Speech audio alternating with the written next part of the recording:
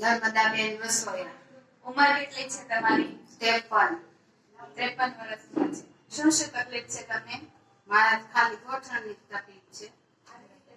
જે ગોઠણની તમને જે તકલીફ છે કેટલા સમયથી છે? મારે 20 વર્ષ. 20 વર્ષથી તમને જે ઘૂંટણની તકલીફ છે, બરાબર? તો તમારે 20 વર્ષથી જે ઘૂંટણની તકલીફ હતી એમાં તમને જીવન જીવવામાં શું શું તકલીફ રહેતી? તો મને ખબર હોય ને કેવા દુખતા બેહાય નહીં, ઉઠાય નહીં, ચલાય નહીં. ક્યાંક ગયા હોય પ્રસંગમાં તો એમ થાય કે આમાં કેમ માણા વસાડ બેહવું એમ થાય. બરાબર.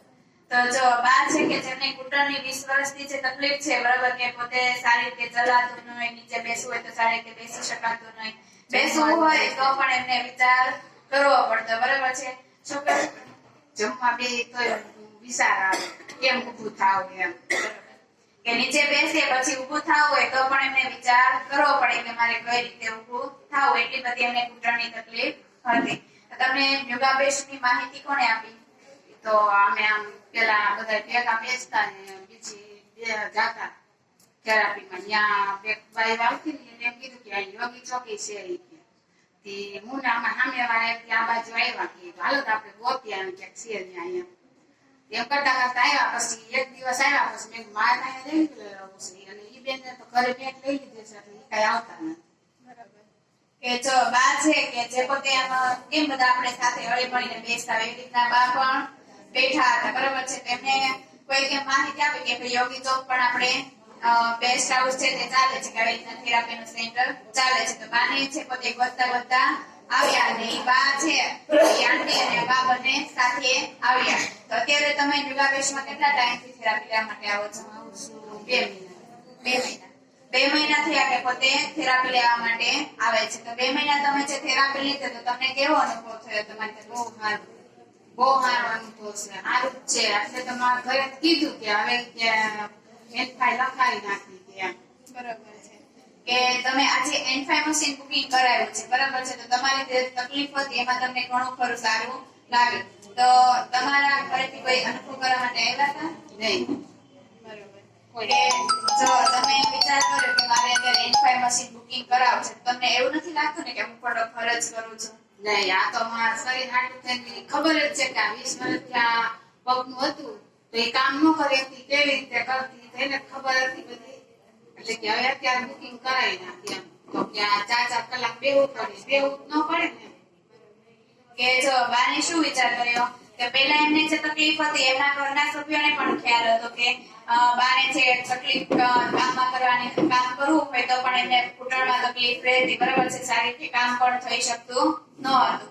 તો અંકલે કહ્યું કે ત્યાં 4-4 કલાક બેસવું એના કરતા આપણા ઘરે મશીન હોય તો વધારે સારું પડે કે તમે પણ રેગ્યુલર થેરાપી લઈ શકો અને અમે ઘરના સભ્યો પણ રેગ્યુલર થેરાપી લઈ શકે કે જેથી કરીને તમારી હેલ્થ તો ઝડપથી સારી થઈ જાય પરંતુ અમારી બધા આખા પરિવારની હેલ્થ પણ ઝડપથી સારી રહે, બરાબર છે? એટલે તમે જે અત્યારે N5 મશીન બુકિંગ કરાવ્યું છે, બરાબર છે? તો અહીંયા તમે દરેક માતા પિતા થેરાપી લેવા આવે છે એમને તમે શું માહિતી આપવા માંગો છો તમારા અનુભવના આધારે? ત્યારે તો જો આપણે શરીર હાટું થઈને ઘરે વસાવી તો સારું હોય તો વસાવવાની, નકર પછી તો વહેલો નહીં તો મોડે પડે. આપણે જેથી તેથી વસાવવાની તો છે જ. આ તો એક ડોક્ટર છે આપણે. આ તો દવાખાને ન જાવ, ઘરે ડોક્ટર આપણે ઘરે લઈ લઈએ એમ. શું કહે છે બા? કે મશીન નથી માનતા, શું માને છે? પોતાનો ડોક્ટર માને છે કે ખરેખર આપણે આપણા ઘરે એક ડોક્ટરને લઈ જઈએ કે જેથી કરીને આગળ જતા બીજી કોઈ તકલીફો આવી શકે નહીં. તો અહીંયા જે દરેક માતા પિતા આવે છે એમને તમે બીજી કઈ માહિતી આપવા માંગો છો? જેને સગવડ હોય એ તો વહેલા મોડ બુકિંગ કરાવજો. પણ આપણું આયુષ તો હવે અત્યારે અધપલે રહી ગઈ છે, પણ આ વાયલી પેઢીને બધાને કામ આવે ને એ હાટું થઈને આ બધું કરવું પડે. કે હવે તો હું કે સમય એવો આવી ગયો છે ખાવા પીવાનો બધો. એટલે છોકરાને તો નાની ઉંમરના બધાને ખાવું જ છે અત્યારે. અને શરીર તો એવા રહેવાના છે કઈ તડકો કોઈ ખાઈ શકે એમ છે નહીં. સવારથી આઈથી એસીમાં રહેવા વાળા છે બધા. એટલે આ ઘરે હશે તો આ એક ડોક્ટર આપણે બધાનું ધ્યાન રાખશે, બાકી આપણાથી તો કાંઈ નથી થાય. શું કહે છે બા? કે એમને પોતે વિચાર કર્યો કે ઘરે હશે તો બધા ઘરના સભ્યો થેરાપી લઈ શકશે, કારણ કે અત્યારે છે કે કોઈને ગરમ તો ગમતું નથી, કોઈને તડકે રહેવું તો ગમતું નથી, બરાબર છે? એમણે વિચાર કર્યો કે ખરેખર આપણા ઘરે હશે તો ભલે આખો દિવસ એસીમાં રહીને પછી પાછા થેરાપી લઈ લે તો એમનું શરીર કેવું થઈ જશે, એકદમ રિલેક્સ થઈ જશે ને એકદમ એમના જે શરીરનું તાપમાન છે તે પણ જળવાઈ રહેશે ને એના કારણે એમને બીજી તકલીફો આવી શકશે નહીં. બરોબર છે? તો બા માટે એકવાર જોરદાર તાળી પાડી દો.